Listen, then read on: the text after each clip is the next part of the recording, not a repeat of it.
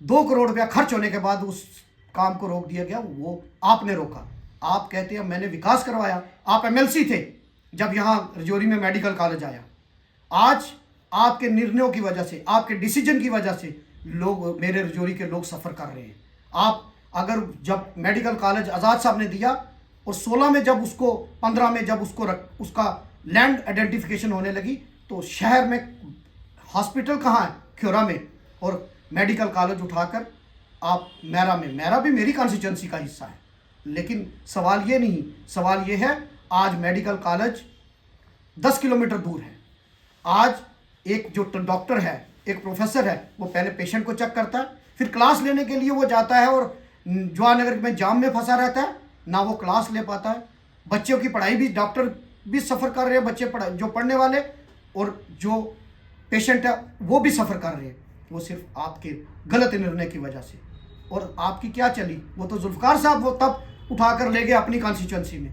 और आप विकास की बात करते हो कि मैंने विकास करवाया। आप में तब केंद्र में आपकी सरकार थी, हमारी जब सरकार थी, हमने मेडिकल कॉलेज रजौरी के लिए लाया, लेकिन आप उसको रजौरी में रख नहीं सके। आपने कमिटमेंट की थी कि मदर चाइल्ड हॉस्पिटल मैं शिफ्ट करवाऊंगा शहर में, लेकिन आप वो नहीं कर पाए। आज भी वो मदर चाइल्ड हॉस्पिटल, ओल्ड जो हॉस्पिटल होता था मदर चाइल्ड केयर हॉस्पिटल, वहाँ शिफ्ट करवाने की आपने बात की, लेकिन आपने वो भी नहीं किया। आपने जिस टाउन हॉल की क्लिनिक की बात की, वहाँ मैंने ओमनी वैन, एक छोटी वैन अभी मैंने अपने प्लान में रखी है। आप कहते हो कि हमने विकास नहीं करवाया। मैं आपसे पूछना चाहता हूँ कि आज भी मेडिकल कॉलेज में 62% स्टाफ की कमी है। आप 10 साल में क्या करते रहे? मेडिकल कॉलेज में एमआरआई नहीं है, आप क्या करते रहे? मेडिकल कॉलेज में कैथ लैब नहीं है, आप क्या करते रहे? पैरामेडिकल स्टाफ की कमी है, आप क्या करते रहे? आप एक बिल्डिंग गिनवाते हैं। आप गुप्ता साहब, अगर आप घर से निकलकर बाहर घूमते, गाँव जाते, आप देखते कि लोग जल जीवन मिशन की क्या तबाही है, लोगों को पानी नहीं मिल रहा, बिजली की जो समस्याएं हैं उनकी क्या हालत है। आप कहते हैं मैंने विकास किया। आज अब संयम रखिए, जनता के मैंडेट का अपमान मत कीजिए और आप सहयोग कीजिए ताकि मैं रजौरी का विकास करूं। आपने एक बात कही कि हमने पिछले दिनों जो स्टेटमेंट आई, मैंने बिल्कुल ठीक कहा, क्योंकि वो आपका साथी है, आपका करीबी आदमी है। आपको अगर 1 लाख मुस्लिम लोगों ने वोट दिया तो सिर्फ आपने उनका वोट लेने के लिए आपने उनको रखा है। जब आपके किसी साथी ने बयान दिया तो आपको उसी वक्त उसकी तरमीम करनी चाहिए थी, उसकी निंदा करनी चाहिए थी।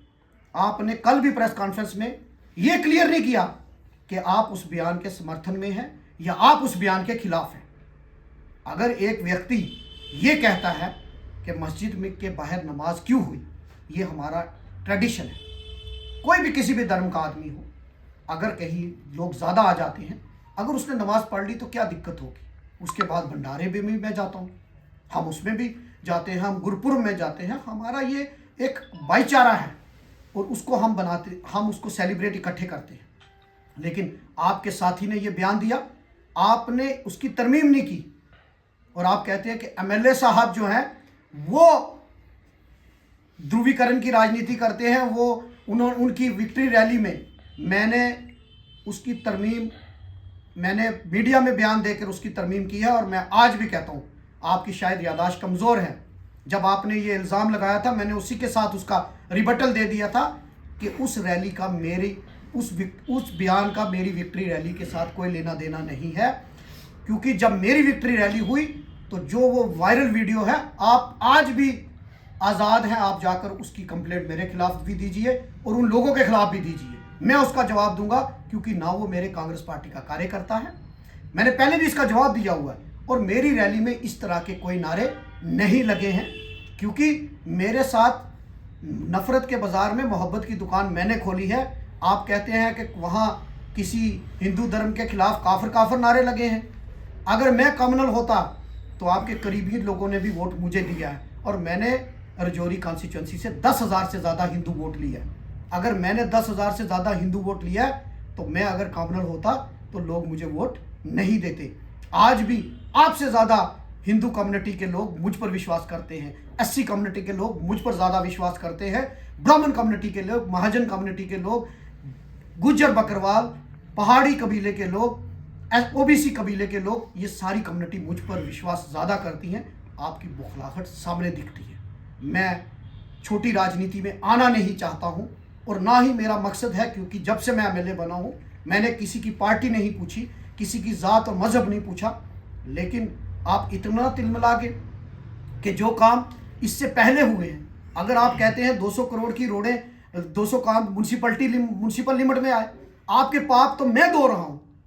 आप एमएलसी रहे, आपकी सरकार रही, आपने वो कूड़े का ढेर बस स्टैंड के पास क्यों लगवाया? उसके लिए आपने क्यों नहीं 10 साल में कुछ किया? मैंने एटलीस्ट मशीन लगाकर उसको साफ किया, और आज भी मैं कोशिश कर रहा हूं कि उस गंदगी को उठाकर मैं कहीं दूर फेंक सकूं। आप कहते हैं 200 करोड़ के काम किए, अगर 200 करोड़ के काम किए तो शहर की हालत ये वाली क्यों है?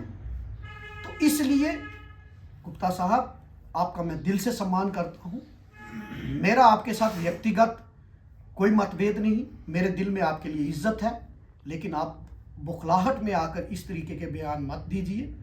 अगर लोगों ने मुझ पे विश्वास जताया है, मैंने 30 करोड़ नहीं, मैंने 50 करोड़ के प्रोजेक्ट बनाए हैं। आप कहते हैं मैं हिंदू मुसलमान, मेरी पहली रोड जो मैंने एमएलए बनने के बाद जिसका उद्घाटन किया, वो नव दुर्गा मंदिर में वो रोड गई है। और मैंने वहाँ पानी का एक हैंडपम्प, वहाँ उन्होंने कहा हमें पानी की ज़रूरत है, मैंने हैंडपम्प वहाँ दिया, और ख्वाजा गरीब नवाज मस्जिद में मैंने हैंडपम्प दिया। ये कोई मैंने एहसान नहीं किया। मैंने जिस रोड का उद्घाटन किया वो मंदिर में जाती थी, आपके बीजेपी के कार्यकर्ताओं ने उस रोड को रोकने की कोशिश की। तो हिंदुओं के साथ जुल्म आप कर रहे हैं या मैं कर रहा हूं? आज मेरे लिए मेरा धर्म जो है, वो राज धर्म जो है, वो इंसानियत है। मेरे लिए जितना हिंदू इंपॉर्टेंट है उतना मुस्लिम भी इंपॉर्टेंट है। मैं हर जात हर वर्ग की बात करता हूँ। आप कहते हैं कि चुनाव में 4 दिनों में कुछ ऐसा हुआ, आपकी यही छोटी राजनीति की वजह से लोगों ने आपको नकारा है। इसलिए मैं आपसे यही एक ही बात कहना चाहता हूँ कि आप राजौरी की डेवलपमेंट में अपना योगदान दीजिए। आप आज गुजर बकरवाल हॉस्टल में मैंने विज़िट की, पहाड़ी हॉस्टल में मैंने विज़िट की, 29 करोड़ के मैंने प्रोजेक्ट पहाड़ी हॉस्टल और गुजर हॉस्टल के बनाकर मैंने सेंटर में भेजे हैं सेंक्शन के लिए। आज 50 करोड़ के प्रोजेक्ट मैंने राजौरी के बनाकर भेजे हैं, जिसमें सर्किट हाउस मैंने रखा है, सर्किट हाउस राजौरी में बनाने का प्रपोजल। मैंने साईं जान मोहम्मद साहब की ज़ियारत में वहाँ एक टूरिज़्म की हट और कैफेटेरिया वो बनाने के लिए, मैंने जो डांगरी में मंदिर है, जो भगवान परशुराम मंदिर है, वहाँ रोड और कम्युनिटी हॉल की मैंने वहाँ रखा है। मैंने डूंगी ससालकोट के अंदर शिव मंदिर में मैंने कम्युनिटी हॉल दिया है। मैंने जो श्री गुरु रविदास मंदिर है ससालकोट में, उसमें मैंने कम्युनिटी हॉल रखा है। मैंने, मेरे अंदर ज़ात पात और मज़हब का कभी नहीं, मैं कांग्रेस पार्टी का सिपाही हूँ, मैं राहुल गांधी का सिपाही हूँ। मेरे अंदर ज़ात पात और मज़हब की कभी राजनीति नहीं हो सकती। मैं सब धर्मों को साथ लेकर चलने वाला आदमी हूँ। अगर आपने काम ही गिनवाने हैं तो इन कामों के जवाब दे दीजिए। अगर आपके काम दौर में काम स्टार्ट हुए थे तो वो कंप्लीट करवा लेने थे। आज 5 साल 5 महीने एमएलए बनने के बाद भी अगर मैं कोई काम का उद्घाटन करते हो तो आप कहते हो ये हमारे दौर में, यानी आपके दौर में कैसे? पंचायतों को खत्म हुए 1 साल हो गया, आपका कार्यकाल 18 में खत्म हो गया, आप डीडीसी नहीं है, बीडीसी नहीं है, तो फिर आप कहां से काम ला रहे? आपको प्लानिंग डिपार्टमेंट के हिस्सा है। तो इसलिए ये बौखलाहट का शिकार मत होजिए, ये राजौरी के अमन और भाईचारे को मत खराब कीजिए। आप सिर्फ वोट बैंक की पॉलिटिक्स मत कीजिए। जिस दिन आपकी रैली थी, धन्यवाद रैली, उस दिन मौलाना हजरात के बारे में अनाप शनाप बोला गया, आप उस मंच पर मौजूद थे। आपने एक लफ्ज़ अपने साथी को मना नहीं किया कि आप ये क्या बोल रहे हैं। अभी भी आपके एक साथी ने कितना जहर उगला है, लेकिन आपने उसको भी मना नहीं किया। मैं आज आपके माध्यम से फिर ये कहता हूँ कि मैं राजौरी का विकास करना चाहता हूँ। मैं सबका एमएलए हूँ, चाहे वो किसी भी ज़ात और किसी भी मज़हब और किसी भी पॉलिटिकल पार्टी का आदमी हो। मेरे लिए वो मेरा परिवार का हिस्सा है और मैं सबका विकास करना चाहता हूँ। इसलिए मेरी आपसे रिक्वेस्ट है और आपके तमाम कार्यकर्ताओं की कि हम क्यों न पॉजिटिव सोच लेकर इस राजौरी को आगे बढ़ाएं। आप क्रिटिसिज्म करिए, लेकिन जो क्रिटिसिज्म होता है हेल्दी क्रिटिसिज्म करिए। अपोजिशन मुखालफतों से मेरी शख्सियत संवरती है। मैं अपने दुश्मनों का एहतराम करता हूँ। राजनीति में दुश्मन नहीं हो मेरे, एक मनभेद नहीं है, मतभेद है। आपको अगर करना है तो आप कीजिए, लेकिन एक पॉजिटिव क्रिटिसिज्म कीजिए ताकि लोगों को बेनिफिट हो। तो ये मैं आपको यही कहना चाहता हूँ। ये सब बौखलाहट देखी जा सकती है कि 4 महीनों के अंदर इस तरह के सवाल करना, क्या ये बौखलाहट का शिकार है? क्योंकि पिछले 8 साल से भी इक़्तिदार में रहना, लेफ्टिनेंट गवर्नर या मरकज़ में भी उन्हीं की सरकार, और वो मुद्दे हल ना करवाना, और ये इस तरह के आज इल्ज़ामात।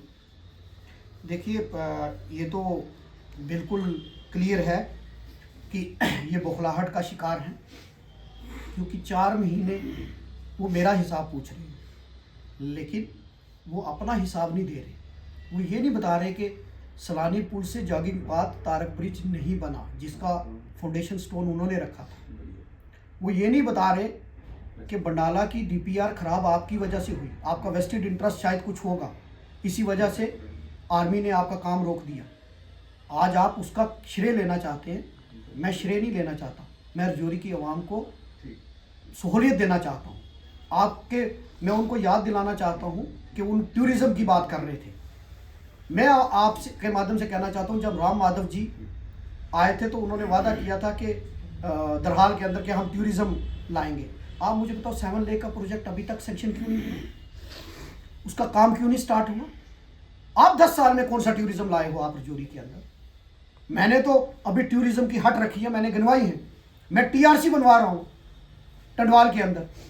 मैंने तो 113 रोड के प्रोजेक्ट, मैंने 50 करोड़ के 113 रोड उसमें है। उसमें मैंने रूरल इंफ्रास्ट्रक्चर में जो डूंगी का डाक बंगला है, आपने डूंगी के डाक बंगले में, बंगला 14 में बना था, आपने प्लस्तर तक नहीं उसको करवाया। उसको भी डूंगी में डाक बंगले के लिए भी पैसे मैंने रखे हैं, डांगरी में डाक बंगले के लिए पैसे मैंने रखे हैं। आपने डांगरी में डिग्री कॉलेज के लिए बात कही थी, कहाँ है वो डिग्री कॉलेज? आपने रजौरी में वुमेन कॉलेज की बात कही थी, कहाँ है वो वुमेन कॉलेज? आप बाबा गुलाम शाह बादशाह यूनिवर्सिटी में इतना बड़ा क्राइसिस चल रहा है, आपने एमएलए को तो आप खींच रहे हो कि एमएलए का कामकाज का हिसाब दो, आपने उसके बारे में की बात क्यों नहीं की? क्या वो रजौरी का हिस्सा नहीं है? या फिर वो बाबा गुलाम शाह बादशाह के नाम पर है इसलिए आप बोलना नहीं चाहते? तो आपकी राजनीति में कहीं ना कहीं कहने और करने में अंतर है। बौखलाहट नहीं तो क्या है। हालांकि मैं उनका बड़ा आदर और सम्मान करता हूँ, मैंने हमेशा उनको अपना बड़ा भाई माना है, लेकिन इतने छोटे स्तर पे आएंगे वो, मुझे ये उम्मीद नहीं थी।